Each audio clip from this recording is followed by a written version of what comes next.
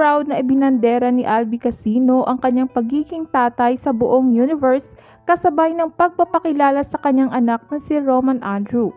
Pinusuan na tumani ng sandamakmak na congratulatory message ang Instagram post ng kapamilya aktor kung saan masaya nga niyang ibinalita na isa na siyang ama.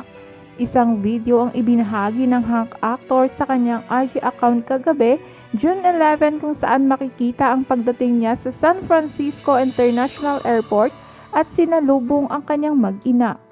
Kilig na kilig ang mga netizens nang makita ang hinalikan ng aktor sa lips ang kanyang non-showbiz partner na si Michelina na karga-karga ang kanilang baby boy. Sinabi ni Albi na ito ang kauna-unahang pagkakataon na nasilayan at nakapiling ng personal si Baby Roman dahil sa Amerika ito ipinanganak. Bahagi ng caption ni Albi sa kanyang Instagram post, "A great man told me being a dad has no days off and retirement. I wouldn't have it any other way. I finally got to meet my son. Hello Roman Andrew, the world is yours, Little Man."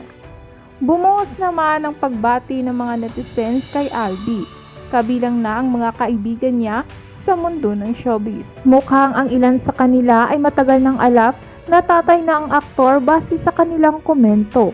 Sabi ng singer-actor at TV host na si Darren Espanto na isa sa mga unang nakaalam ng panganganak ni Michelina. "We can finally talk about it publicly."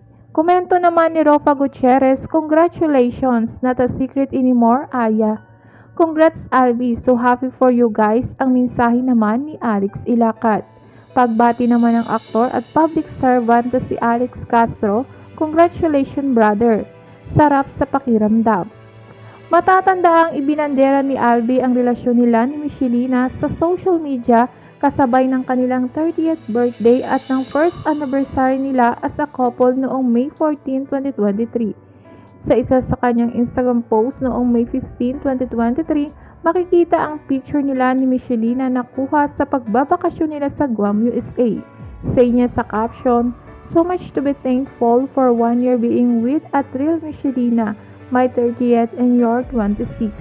Love you baby to more birthday anniversaries together."